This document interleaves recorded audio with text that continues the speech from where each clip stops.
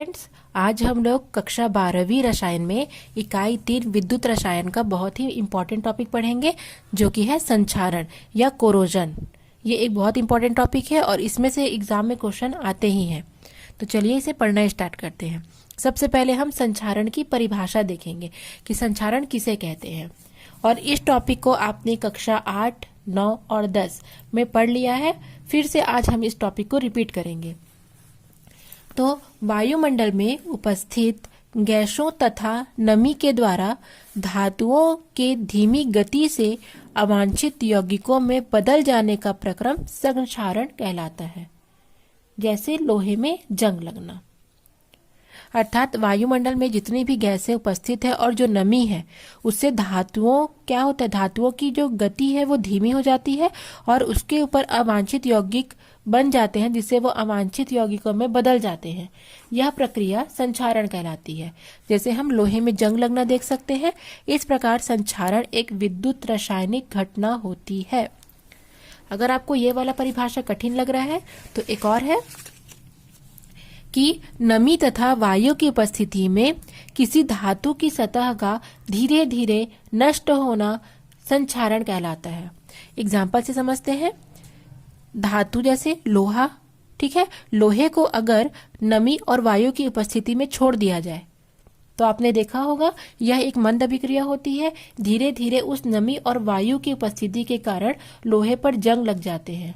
ठीक है, भूरे कलर का एक परत चढ़ जाता है जिसे हम कहते हैं लोहे पर जंग लगना। उसी प्रकार जब आप चांदी को दुकान से खरीद कर लाते हैं तो वह एकदम चमकदार और नई होती है। फिर धीरे धीरे साल, 2 साल, 3 साल में उस चांदी का कलर डाउन हो जाता है। तो यह किस कारण से होता है? यह भी नमी और वायु की उपस्थिति में उसके परतों का नष्ट होने से होता है। वह उसके बदरंग हो जाने के कारण चांदी का जो रंग है वह धूमिल हो जाता है। उसी प्रकार तांबे और कांसे की जो सतह होती है उस पर भी हरे रंग की परत जम जाती है। तो ये सारी प्रक्रियाएं संक्षारण कहलाती है। ठीक है, तो आपको जो परिभाषा सही लगे, आसान लगे, आप उसे लिख सकते हैं। आज हम लोग लोहे में जंग लगना, इसका विद्युत रासायनिक सिद्धांत पढ़ेंगे, क्योंकि लोहे में जंग लगना एक विद्युत रासायनिक घटना होती है। ठीक है, तो इसके लिए सबसे पहले सिद्धांत पढ़ेंगे। इस सिद्धांत के अनुसार यहाँ पर अशुद्ध लोहे की सतह एक विद्युत रासायनिक सेल की भांति व्यवहार करती है। ऐसे सेल को हम संक्षारण सेल कहते हैं। और इन सेलों में जो शुद्ध लोहा होता है वो एनोड और जो अशुद्ध लोहा होता है वो कैथोड की भांति व्यवहार करता है। जैसे यहाँ पर हम एक लोहे का टुकड़ा लेते हैं। इस लोहे के टुकड़े में मान के चलिए यहाँ पर छिद्र है या एक प्रकार का होल बन गया है। तो क्या होगा? लगातार वायुमंडल के संपर्क में रहने से वातावरण के नमी या जल की बूंद के द्वारा यह जो क्षेत्र है वो इफेक्टेड हो जाएगा और यहाँ पर जो लोहा है वो इस जल की बूंद को लेकर के एनोड का कार्य करेगा।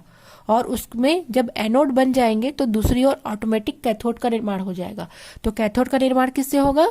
लोहे और वातावरणीय ऑक्सीजन से। तो चूंकि इस लोहे में एनोड और कैथोड 2 सिरे बन चुके हैं, मतलब ये एक विद्युत रासायनिक सेल की भांति कार्य कर रहा है। ठीक है, जिसे हम संक्षारण सेल कहते हैं। तो आगे इसकी प्रक्रिया को हम देखते हैं।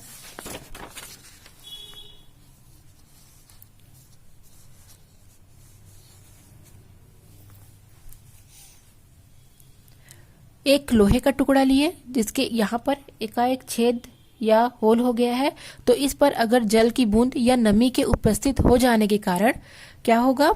ये क्षेत्र इफेक्टेड हो जाएगा, प्रभावित क्षेत्र हो जाएगा। और यहाँ पर ये लोहा जो है वो क्या काम करेगा? एनोड का। लोहा और जल का यहाँ पर ऑक्सीकरण होगा, जिससे ये एनोड का कार्य करेगा। और इसमें जितने भी ऑक्सीकरण की प्रक्रिया में इलेक्ट्रॉन मुक्त होंगे वो है इलेक्ट्रॉन कैथोड की ओर जाएगा और कैथोड उसी इलेक्ट्रॉन को ग्रहण करके क्या करेगा? अपचयन की अभिक्रिया करेगा। तो अपचयन की अभिक्रिया या कैथोड पर कौन सी अभिक्रिया होगी? लोहा और ये वायु जो ऑक्सीजन है, वातावरणीय जो ऑक्सीजन है, उससे ये अभिक्रिया करके अपचयन क्रिया करेगा। तो देखते हैं एनोड पर कैसा रिएक्शन होता है। एनोड पर लोहा Fe, ठीक है, ऑक्सीकरण करके अर्थात इलेक्ट्रॉन मुक्त करके या इलेक्ट्रॉन का त्याग करके Fe2+ आयन में परिवर्तित हो जा रहा है और क्या कर रहा है? 2 इलेक्ट्रॉन मुक्त कर रहा है। ठीक है। अब यहाँ पर जो Fe2+ है वो क्या करेगा, ऑक्सीजन की उपस्थिति में फिर से ऑक्सीकरण करेगा और Fe3+ का निर्माण करेगा और यहाँ पर भी इलेक्ट्रॉन क्या होंगे, मुक्त होंगे। ठीक है। Fe2+ को फेरस और Fe3+ को फेरिक कहा जाता है। तो यहाँ पर एनोड पर क्या होगा, लोहा और जल दोनों की क्रिया होगी तो ऑक्सीकरण होगा और ऑक्सीकरण की क्रिया में लोहे से क्या होगा, इलेक्ट्रॉन मुक्त होगा या त्याग करेगा और वो Fe2+ या फेरस ऑक्साइड, फेरस आयन में बदल जाएगा और यही फेरस आयन फिर से वातावरणीय जो वायुमंडल का ऑक्सीजन है उसके उत्प्रेरक के रूप में उसको लेंगे। तो यहाँ पर जो ऑक्सीजन है इसकी उपस्थिति में फिर से ऑक्सीकरण करके Fe3+ के रूप में परिवर्तित हो जाएगा।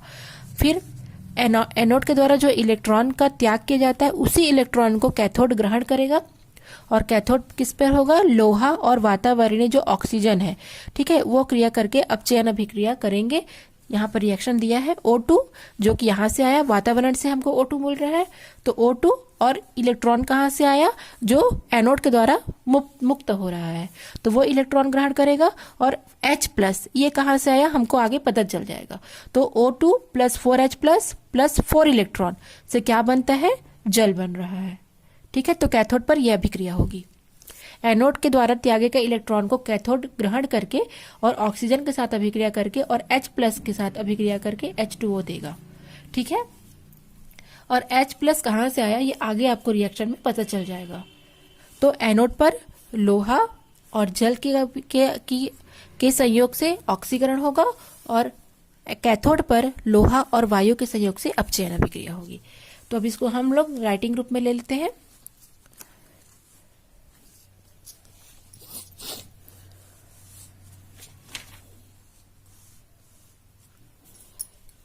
लोहे की वस्तु के किसी निश्चित स्थान पर ऑक्सीकरण की क्रिया होगी तथा वह स्थान एनोड की भांति कार्य करेगा।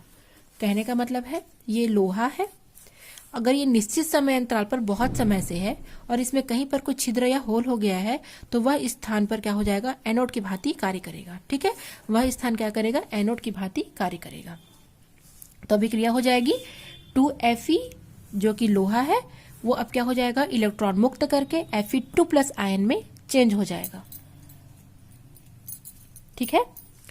अब क्या होगा, एनोड से मुक्त इलेक्ट्रॉन जो है वो धातु के दूसरे स्थान अर्थात कैथोड में चले जाएगा। एनोड से जो इलेक्ट्रॉन मुक्त हो रहा है वो कैथोड की ओर चला जाएगा और क्या करेगा, यहाँ पर H+ आयन, ठीक है, यह होगा यहाँ पर H+ आयन वायु की कार्बन डाइऑक्साइड के जल में विलय होकर के कार्बोनिक एसिड बनाएगा जिसका आयनन से हमको क्या होगा, H+ प्राप्त होगा।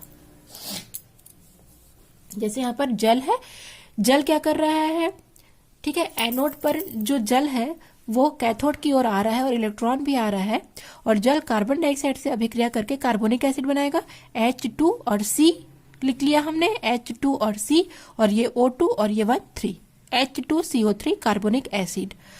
इसको अगर हम विभाजित करेंगे तो 2H+ और CO3 2-, ठीक है, 2H+ है तो 2- भी है। ठीक है। और ये एक उत्क्रमणीय अभिक्रिया होती है। तो अब क्या होगा, इस प्रकार से यहाँ से H+ प्राप्त हुआ जो कि हमने यहाँ पर शो किया था, ये H+ यहीं से आया है। क्लियर हुआ। अब क्या होगा, कैथोड पर जो अभिक्रिया होगी उसे हम देखेंगे। तो कैथोड पर क्या अभिक्रिया होगी, आप देख रहे हैं कैथोड पर जो एनोड द्वारा मुक्त इलेक्ट्रॉन है और जो हाइड्रोजन प्लस है उससे अभिक्रिया करके H2O बनेगा, जल बनेगा। अब एनोड अभिक्रिया और कैथोड अभिक्रिया को हम जोड़ करके संपूर्ण सेल अभिक्रिया ज्ञात करेंगे। ठीक है। तो हमने देखा है यहाँ पर ये एनोड पर हो रहा है 2Fe से क्या बनेगा, 2Fe2+ और 4 इलेक्ट्रॉन, तो उसको हमने यहाँ पर लिख लिया। ठीक है। और यहाँ पर हमने कैथोड में देखा O2+, 4H+, 4 इलेक्ट्रॉन, 2H2O, तो इसको हमने यहाँ पर ले लिया। अब इसको हम टोटल क्या करेंगे, जोड़ लेंगे। तो पहले इस तरफ का लेंगे, जो एरो के पहले का है तो 4 इलेक्ट्रॉन कट जाएगा। ठीक है। एरो के बाद का और एरो के पहले का इस प्रकार से जोड़ा जाता है। तो 4 कट गया। अब क्या बचा, 2Fe + O2 + 4H+, ठीक है, एरो के इधर 2Fe2+ + 2H2O। ठीक है। अब क्या करेंगे, अब एनोड पर जो Fe2+ बन रहा है, ठीक है, वो अब किससे क्रिया करेगा, Fe2 प्लस H2O और हाफ O2 से क्रिया करेगा। ये वायुमंडलीय अभिक्रिया है। जो वायुमंडल में वातावरण से जो ऑक्सीजन आ रहा है वहां पर कौन सी अभिक्रिया होगी, तो वहां पर ऑक्सीकरण होगा। तो Fe2 plus 2H2O plus half O2 क्या बन जाएगा, Fe2O3 प्लस 4H। अब Fe2O3 कहाँ से आया, ठीक है, तो हमने जो डायग्राम देखा था उसमें हम फिर से आते हैं, ठीक है, वो डायग्राम पर हम फिर से आते हैं। ये आपने देखा है, आपने कक्षा 9वीं में आड़ा तिरछा पद्धति से आपने ज्ञात किया था यौगिक तत्वों के। तो Fe में 3 प्लस है और O में 2 माइनस है। तब इसको हम आड़ा तिरछा पद्धति से लेंगे तो क्या हो जाएगा, Fe2O3 हो जाएगा। तो ये जंग का है सूत्र, कुछ जल के अणु से, ठीक है, जल के अणु कैथोड से आए, ठीक है, यहां से आए, तो जल के अणु से कुछ जल के अणु को लेकर के ये जंग बनाता है, ठीक है। तो यहां पर क्या करेंगे, Fe2 plus 2H2O half O2 Fe2O3 और 4H क्या करेगा, 4H प्लस बनेगा।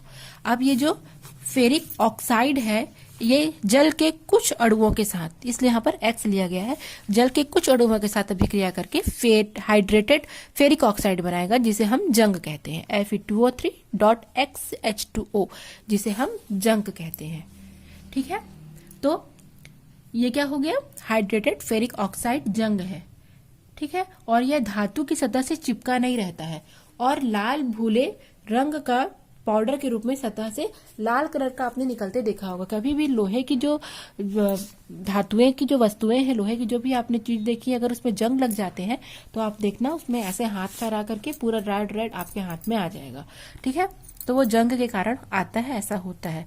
तो ये टॉपिक बहुत इंपॉर्टेंट है, इतना आप लोग लिख लेंगे, आपको फुल नंबर मिलेंगे, ठीक है। और पेपर में ये क्वेश्चन आता ही है कि लोहे में जंग लगने का विद्युत रासायनिक सिद्धांत लिखिए, ठीक है।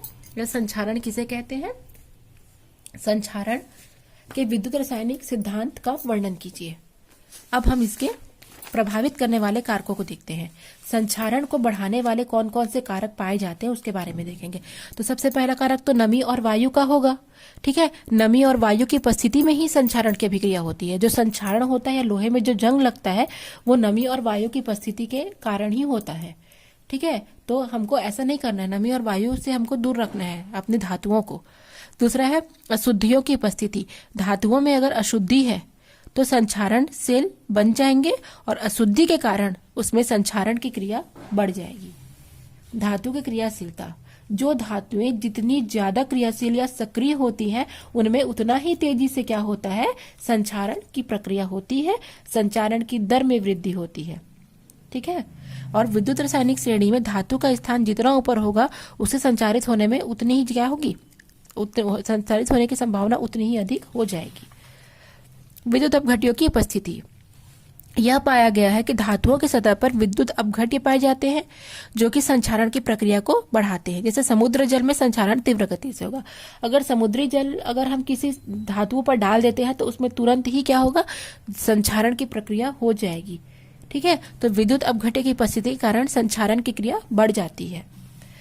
अगर धातुएं कटी फटी है, मुड़ी है, खुरदोरी है या खरोच युक्त है तो उसकी सतह पर संक्षारण तेजी से होगा।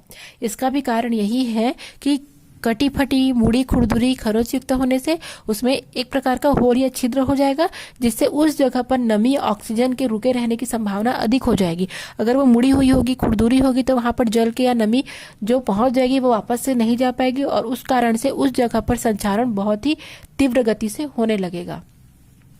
क्षारीय माध्यम में पीएच की गति धीमी हो जाती है किंतु पीएच के मान में कमी होने पर संक्षारण की दर बढ़ जाती है। अगर क्षारीय माध्यम में अगर हम पीएच लेते हैं, अगर उसकी दर कम होगी तो संक्षारण की क्रिया वहां पर बढ़ जाएगी। तो ये 5-6 कारण है जो कि इंपॉर्टेंट है, आप इसको नोट्स बना करके तैयारी कर लेंगे। अब हम इसके बचाव देखेंगे, संक्षारण से बचाव के क्या कारण हो सकते हैं। तो सबसे पहले हमको अपनी धातुओं को वायुमंडल के संपर्क में नहीं आने देना है। नमी, वायु, इन सब से अपने धातुओं को सुरक्षित रखना है। लोहे की सतह पर हमको पेंट लगा देना है क्योंकि पेंट लगाने से संक्षारण की क्रिया नहीं हो पाती है। लोहे की सतह पर ग्रीस या तेल लगाने से भी क्या होता है, तेल की परत या ग्रीस की परत चढ़ती है तो वायुमंडल के संपर्क को वो तोड़ देता है और नमी को पहुंचने नहीं देता है। लोहे की सतह पर अक्रिय धातु जैसे स्टेनस, जिंक आदि की परत का चढ़ना, इससे भी क्या होता है, संक्षारण की क्रिया रुक जाती है। उत्सर्ग रक्षण, इस विधि में लोहे को जंग लगने से बचाने के लिए उस पर लोहे से भी अधिक क्रियाशील धातु का तह लगा देते हैं। अर्थात लोहे को जंग लगने से बचाने के लिए मान के चलिए उसमें जिंक की परत चढ़ाएंगे। ठीक है, जिंक की परत चढ़ाने पर क्या होगा, वो परत खुरच भी जाएगा तो भी उसमें जंग नहीं लगेगा, क्योंकि वो लोहे से भी अधिक क्रियाशील है। और इस प्रक्रिया को हम गैल्वेनीकरण कहते हैं। ठीक है, जैसे क्वेश्चन आएगा, लोहे पर जंग लगना एक विद्युत रासायनिक अभिक्रिया है, इसे कारण सहित स्पष्ट कीजिए। तो लोहे पर जंग लगना एक विद्युत रासायनिक अभिक्रिया है, क्योंकि इसमें आयरन या लोहे का ऑक्सीकरण Fe2+ और Fe3+ में होता है तथा ऑक्सीजन का अपचयन जल के रूप में होता है। ठीक है, तो इसके अलावा विद्युतीय रक्षण भी है, जैसे कि लोहे की बनी उन वस्तुओं का आपने देखा होगा जो कि जमीन के अंदर गड़ी होती है। ठीक है, जैसे नल का पाइप हो गया, पेट्रोल और डीजल की टंकी हो गई, तो उस पर भी क्या होता है, उसको भी सुरक्षित रखने के लिए, उसे बचाने के लिए हम क्या करते हैं, उसमें मैग्नीज या जिंक धातु परत चढ़ा देते हैं। इस प्रकार से और अन्य कारण भी हैं जो संक्षारण से बचाव को प्रस्तुत करते हैं। ठीक है, तो आज का ये टॉपिक यहीं कंप्लीट हुआ। थोड़ा स्क्रीनशॉट ले सकते हैं।